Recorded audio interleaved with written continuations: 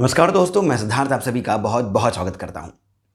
पिछले कई हफ्तों से जिस तरह की खबरें मीडिया में चल रही हैं, ये बहुत ही विचित्र है और फिर ये आपका मेरे बारे में भी बहुत कुछ बताता है। चूंकि हम इस तरह की खबरें देखते हैं, इससे उन मीडिया चैनल्स की टीआरपी बढ़ जाती है। टीआरपी बढ़ गई है तो फिर ये उसी तरह की और खबरों को प्राइम टाइम पर चलाते हैं, जिसके कारण हम इसी तरह की और खबरों को कंज्यूम करते हैं। ये एक लूप की तरह चलते रहता है। ये बताता है कि आपको और मुझे किस तरह की खबरें, किस तरह के विषयों में इंटरेस्ट है। यदि मैं एग्जाम्पल के तौर पर इनमें से जितने भी कई सारी जो न्यूज़ हुई हैं, उनमें से कुछ एग्जाम्पल के तौर पर विषयों को उठाऊं, तो फिर बात आती है कि किस तरह से श्री नरेंद्र मोदी की सरकार ने समाजवादी पार्टी के मुखिया स्वर्गीय मुलायम सिंह यादव को पद्म पुरस्कार से सम्मानित किया। हम सभी को इस बारे में पता है। मैं विषयों के ऊपर और अधिक गहराई में बात नहीं करूंगा, परंतु ये बात अवश्य कहूंगा कि ये जो झोल हुआ, ये क्या बताता है। आने वाले 10-15 सालों में यदि कोई बच्चा ये पूछेगा कि मुलायम सिंह यादव ने यूपी के लिए, उत्तर प्रदेश के लिए क्या क्या किया था जिसके कारण उन्हें पद्म पुरस्कार मिला, तो फिर उत्तर क्या रहेगा। और यदि आप यहां पर कोई उत्तर कर नहीं पाएंगे तो प्रश्न ये उठेगा, तो फिर पद्म पुरस्कार क्यों दिया गया। उसे जस्टिफाई करेंगे तो फिर इसका आंसर कैसे करेंगे। फिर आती है बात एक भगोड़ा, एक निकम्मा सा व्यक्ति अपने आप को खालिस्तान का नया मुखिया बनाते हुए भारत में आता है और फिर वो गुरु ग्रंथ साहिब को अपने माथे पर, अपने सर पर ले करके नए दौर की एनार्की कैसे होती है उसका बहुत ही प्रमुख उदाहरण देता है। फिर बात और आगे बढ़ती है श्री श्री श्री 1008 सदैव नवयुवक रहने वाले राहुल गांधी जी पर। इनकी जो भारत जोड़ो यात्रा जो थी, उसके साथ में जिस जिस तरह के लोग जुड़े, वो अपने आप में बहुत ही हास्यास्पद भी है और विचित्र भी है, साथ ही साथ बहुत ही डरावना भी है। क्योंकि जितने भी लोग जुड़े वो सभी भारत तोड़ो अभियान में प्रमुख रूप से आगे रहे हैं, परंतु इनकी भारत जोड़ो यात्रा में ये इनके साथ प्रखर रूप से आगे रह करके इनको बहुत सपोर्ट करा है। और फिर मीडिया में यही सब बातें चली हैं, राहुल गांधी क्या नरेंद्र मोदी को टक्कर दे सकते हैं। अब आपको यहां पर लग रहा होगा कि मैं क्यों पुरानी बातें कर रहा हूं। ध्यान दीजिए, खबरें भली पुरानी हो सकती हैं, इसका जो असर है वो लंबा रहने वाला है। और इसी कारण इन सब बातों को मैं क्लब करके आज के विषय पर चर्चा कर रहा हूं। इनसे हम और आगे बढ़ते हैं तो फिर बात आती है कि किस तरह से एक गुंडे अतीक का मर्डर हो जाता है, उससे पहले असद का मर्डर होता है, और फिर उस पर जिस तरह की राजनीति होती है, जिस तरह से मुस्लिम समाज एकजुट हो जाता है, और फिर कांग्रेस के कपिल सिब्बल असद की मौत पर ये कहते हैं, असद के इनकाउंटर पर ये कहते हैं कि वो तो 19 साल का था, उसके देखो किस तरह से हत्या कर दी गई है। वो 19 साल का जो लड़का है वो क्या ही कर सकता है। फिर बात आती है एक और महान व्यक्ति के बारे में जिन्हें हम हैंडसम के नाम से जानते हैं, मनीष सिसोदिया। उन्हें जब आबकारी घोटाले में जेल हो जाती है, या फिर वो अभी फिलहाल उनके ऊपर केस चल रहा है, तो फिर ऐसे में छोटे छोटे बच्चों से नोट लिखवाया जाता है कि मनीष सर हम आपको मिस कर रहे हैं। दिल्ली में अभी कुछ दिनों पहले तक भी हमने देखे कि पोस्टर्स ऑटो के पीछे लगे पड़े हैं जहां पर हम कह रहे हैं Manish sir we miss you. अब आगे चल करके Manish sir we miss you से बढ़ करके एक लड़का Manish sir I love you, इस तरह की नौबत समाज में आ जाए, उस तरह की चर्चा सुप्रीम कोर्ट में हमारे सीजेआई कर रहे हैं, उस तरह की बातें वो कर रहे हैं। ये सभी मुद्दे जो हैं ये आपको पता हैं, आपने इनके बारे में अखबारों में, न्यूज़ चैनल्स में, यूट्यूब चैनल्स में कई सारे डिबेट्स, डिस्कशंस देखे हैं। मैं इसमें नया क्या बोलने वाला हूँ, दो बातें।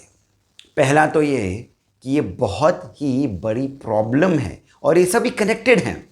यदि आपको ये लगता हो कि अतीक अहमद, मनीष सिसोदिया, राहुल गांधी, अमृतपाल, मुलायम सिंह यादव, ये सभी जो हैं ये आपस में गुथे हुए कैसे हैं, तो ये ऐसा है कि ये हमारे समाज की व्यवस्था को बताता है। अब यहीं पर ही आप ही कह सकते हैं कि ये सभी मुद्दे जो हैं ये समाज से जुड़े हुए नहीं हैं। इन सब के बारे में हम ये नहीं कह सकते हैं कि समाज नीचे जा रहा है, क्योंकि अब अतीक अहमद जो है वो समाज का पार्ट थोड़े ना है, वो तो गुंडा था। अब हम बात करें राहुल गांधी की, तो फिर वो तो भाई एक पॉलिटिशियन हो गए हैं। सुप्रीम कोर्ट वो तो समाज से भी ऊपर है। तो फिर ये सभी जो हैं ये अलग अलग फ्रैक्शंस हैं। समाज जो है भारत का, जो मेन समाज है, वो ये सब बातों से सरोकार नहीं रखता है। तो फिर आप ये मुझे बताइए, समाज है क्या? क्या ये सभी समाज का पार्ट नहीं है, समाज का हिस्सा नहीं है? और फिर क्या इनको सपोर्ट करने के लिए, इनको तालियां देने के लिए लोग खड़े नहीं हुए थे?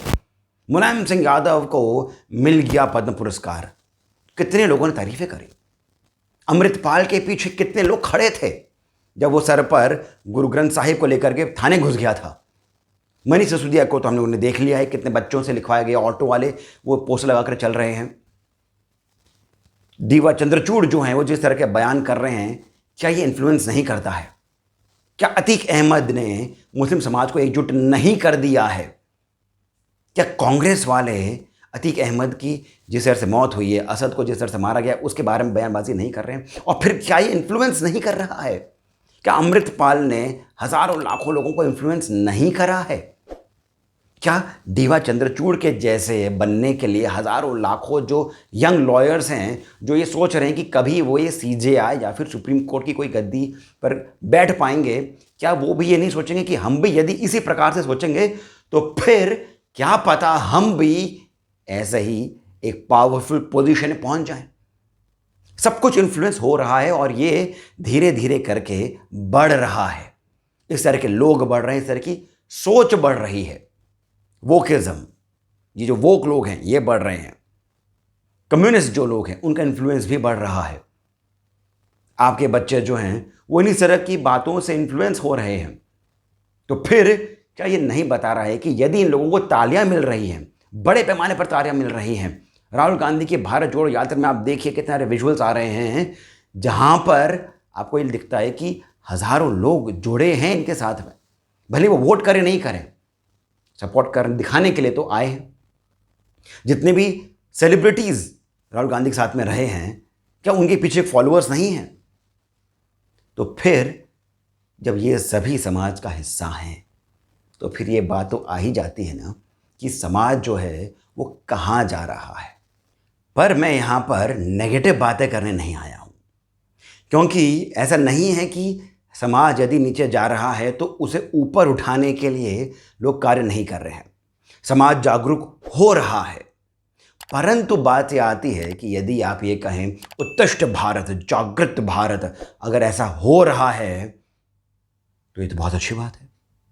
परंतु प्रश्न यहाँ पर यह आता है कि हम जाग गए, हमें मालूम चल गया, हमें पता है लव जिहाद क्या होता है, हमें पता है कि कांग्रेस जो है वो किस तरह से उसने लूटा है, हमें पता है कि अरविंद केजरीवाल, मनीष सिसोदिया क्या क्या कर रहे हैं, हमें कई सारे मुद्दों के बारे में पता है, हम जागरूक भारतीय हैं, बहुत अच्छी बात है। पर क्या हो रहा है उसके आगे? क्या जो ये सभी लोग हैं जिनके बारे में आपको पता है, क्या ये रुक रहे हैं? क्योंकि अरे वो देखिए समाज को मालूम चल गया है कि हम क्या हैं। डीवा चंद्रचूड़ ये कह रहे हैं कि अरे देखिए समाज तो जागरूक हो चुका है, तो फिर अब मैं इस तरह की बातें कैसे करूँगा, मैं ऐसा करता हूँ, मैं चुप ही रहता हूँ। क्या ऐसा होने वाला है? या फिर अतीक के जो और भी गुर्गे हैं वो कह रहे हैं अरे नहीं देखो अतीक को मार दिया तो फिर हमको भी ऐसे मार देंगे, तो हम अब गुंडाई छोड़ दें। क्या ऐसी बातें हो रही हैं? समाज जागरूक हो रहा है तो उसका क्या हो रहा है? आप आगे क्या कर रहे हैं? एक होती है नॉलेज, आपको नॉलेज मिल गई, फिर अब उसका आगे का सेकंड स्टेप क्या है, सल्यूशन क्या है इन सभी बातों का? मैं इसी बारे में चर्चा करने आया हूं, क्योंकि जब तक सल्यूशन के बारे में बात नहीं होगी तो जितने भी आप नॉलेज ले लें, जितना भी ज्ञान ले लें, जितने भी आप न्यूज़ पढ़ लें, सुन लें, इसका कोई हल आगे निकलने नहीं वाला है और ये दीमक की तरह आपको इस देश को खाते रहेगा। जब हमें ये बात अब इतनी क्लियरली समझ में आ गई है तो अब हम बात करते हैं सल्यूशन की। इसका एकमात्र सल्यूशन है और सल्यूशन ये है कि हम एजुकेशन को ठीक करें। अब आप यहाँ पर ये कहेंगे कि अरे यार ये तो 50 साल पुरानी बात कर रहा है एजुकेशन वाली, तो सभी को पता है, कोई नई बात नहीं हो रही है, चैनल चेंज कर लेते हैं। पर रुकिए रुकिए रुकिए रुकिए, एजुकेशन में स्कूल की, कॉलेज की बात नहीं कर रहा हूँ मैं। वो नॉलेज, वो ज्ञान वाले एजुकेशन की बात नहीं कर रहा हूँ, क्योंकि वो सब तो धंधा है। वो सब तो इंडस्ट्री के मुताबिक आपको पढ़ाए जाते हैं सब्जेक्ट्स, और फिर आप रॉ मटेरियल को ट्रेन करके इंडस्ट्री के लिए तैयार कर दिया। वो एजुकेशन की मैं बात नहीं कर रहा हूँ। मैं बात कर रहा हूँ एक इस प्रकार की व्यवस्था की जो भारत के अंदर हजारों सालों से है, जो कि इस समाज की एक बहुत ही सुदृढ़ सी नींव है, जिसे आप भी जुड़े हैं, मैं भी जुड़ा हूं। और क्योंकि ये विदेशों में नहीं है, खास करके वेस्ट में इतनी स्ट्रांग नींव नहीं है, वो पूरा समाज आज हिल रहा है। और मैं बात कर रहा हूं परिवार की। अब मैं यहां पर एक बहुत ही इंटरेस्टिंग सी चीज आपके लिए पॉइंट आउट करता हूं, जिसके बारे में शायद आपने नहीं सोचा हो। आप बात कर लीजिए अतीक अहमद की, तो अतीक अहमद का पूरा परिवार उसी की तरह था, जो कि अब समाप्त हो चुका है। आप बात कर लीजिए मुलायम सिंह यादव की, तो फिर मुलायम सिंह यादव और अखिलेश यादव एक ही परिवार का हिस्सा है। राहुल गांधी, सोनिया गांधी, प्रियंका गांधी वाड्रा एक ही परिवार का हिस्सा है। अमृतपाल, आप देख लीजिए अमृतपाल के जो माता पिता हैं, उन्होंने किस तरह का बयान दिए। अब बात यह आती है कि परिवार इन सभी के साथ में भी जुड़ा हुआ है। जो राजनीति हो रही है दिल्ली में भी, उसमें भी अब मनीष सिसोदिया की पत्नी को भी घसीट लिया गया है। जब बात हो रही है परिवार की, तो फिर इन सभी का जो परिवार है, उस परिवार की जो नींव है, उसका कितना सुदृढ़ होना या फिर उसका कितना कमजोर होना, उसका एग्जाम्पल हम इन सभी लोगों के साथ में देख सकते हैं। आप इसको इतना छोटा आप नहीं मान सकते कि अरे यार परिवार वाली बात क्या हो रही है। बहुत ही गंभीर विषय है, इस पर सोचा जाना चाहिए। क्योंकि जो ये सेम सेक्स मैरिज वाली जो बात आई है, इसमें भी परिवार आ रहा है। बाय द वे, दीवा चंद्रचूड़, उनके पिता और फिर इनके बेटे, ये भी एक परिवार आ रहा है। और जो सेम सेक्स मैरिज जो केस है, उसमें भी बात यही आ रही है कि परिवार जो है वो कैसे चलेगा आगे, वो कैसे साथ में रहेगा। बहुत ही इंपॉर्टेंट पॉइंट है ये। तो जो परिवार है, उस पर यदि हम ध्यान नहीं देंगे तो फिर हम और अधिक नीचे गिरते ही जाएंगे। और यही इसको गिरने से रोकने का एकमात्र सल्यूशन है। परिवार 3 स्तरों पर आता है, 3 लेवल पर आता है। एक हो गया मैं, मेरी पत्नी, मेरे बच्चे, मेरे माता पिता, मेरे भाई बंधु, ये मेरा एक इमीडिएट परिवार हो गया। दूसरा होता है मेरा समाज, यानी कि राष्ट्र। तीसरा होता है मेरा विश्व। परंतु हम वैश्विक स्तर पर शांति की बात तब तक नहीं कर सकते जब तक कि राष्ट्र जो हैं वे शांत नहीं हो। और कोई सा भी एक राष्ट्र शांत तब तक नहीं हो सकता है जब तक उसका जो परिवार है, वो जो छोटे छोटे से जो इकाइयां हैं, वो शांत नहीं हो, उनमें सुखद वार्तालाप नहीं होते हो, उसमें सुख शांति नहीं हो। एक बहुत ही इंपॉर्टेंट बात बोल रहा हूं, ध्यान से सुनिएगा। यदि आप एज अ फैमिली पठान जैसी फिल्म देखने जाते हैं थिएटर में, या फिर उसे घर पर ही देखते हैं, या फिर जितने भी अलग अलग OTT प्लेटफॉर्म्स हैं वहाँ से आप कई सारे शोज एज अ फैमिली देखते हैं और घंटों तक देखते हैं, तो आपको यदि ये लगता है कि ये फैमिली टाइम है, परंतु साथ ही साथ, इसके साथ साथ यदि आप इन विषयों पर अपने परिवार में चर्चा नहीं करते हैं, उसके लिए यदि आप टाइम निकालते नहीं हैं, तो ध्यान में रखिए आप स्वयं इस पूरे देश को, समाज को, अपने परिवार को, अपने बच्चों को रसातल में लेकर के जा रहे हैं। इसमें कोई शक नहीं रखिएगा। कितने परिवार हैं भारत में जहां पर छोटों को, बड़ों या फिर बुजुर्गों को आदि शंकराचार्य के बारे में पता है। कितने लोगों को गुरु गोविंद सिंह जी के बारे में पता है, केवल नाम नहीं, इन्होंने क्या कार्य करे हैं, इनकी महानता क्यों है, क्यों महत्वपूर्ण है ये व्यक्ति भारत के लिए। अब मैं आदि शंकराचार्य की बात क्यों कर रहा हूं, मैं गुरु गोविंद सिंह जी की बात क्यों कर रहा हूं? क्योंकि केरल में जिस तरह की हरकतें हो रही हैं, जिस तरह की चीजें हो रही हैं, जिस तरह का पॉलिटिकल पूरा मोटिवेटेड सारा माहौल है, हम उस बात की खबर सुन चुके हैं। गुरु गोविंद सिंह जी की बात तो जाहिर सी बात है खालिस्तान को लेकर के हो रही है। किस तरह से जो सिख हैं वे अपने ही समाज से, अपने ही गुरुओं के विमुख जा रहे हैं। आदि शंकराचार्य को यदि आप नहीं जानते हैं, यदि आप इनके बारे में नहीं पढ़ रखा है यदि आपने, तो फिर आप उन बच्चों के प्रश्नों का उत्तर कैसे देंगे जो कि बड़े होने पर ये आपसे पूछ सकते हैं कि जब राहुल गांधी ने कहा था कि India is the union of states, उसमें गलत क्या है? जब तक आप ही को नहीं पता हो कि जिस भारत की यात्रा केरल से लेकर के कश्मीर तक आदि शंकराचार्य ने करी, जहां पर उन्हें एक ही सभ्यता, एक ही संस्कृति, एक ही धर्म मिला, वो कहां से आ गया? वो भारत कौन था फिर? वो समाज कौन सा था फिर?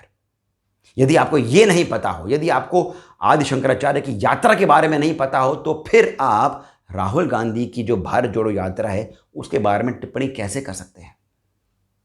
यदि आपको गुरु गोबिंद सिंह जी के लिखी हुई चंडी दीवार के बारे में नहीं पता हो, तो फिर आप कैसे कह सकते हैं कि जो एक खालिस्तानी हैं ये अपने ही धर्म से विमुख हो गए हैं?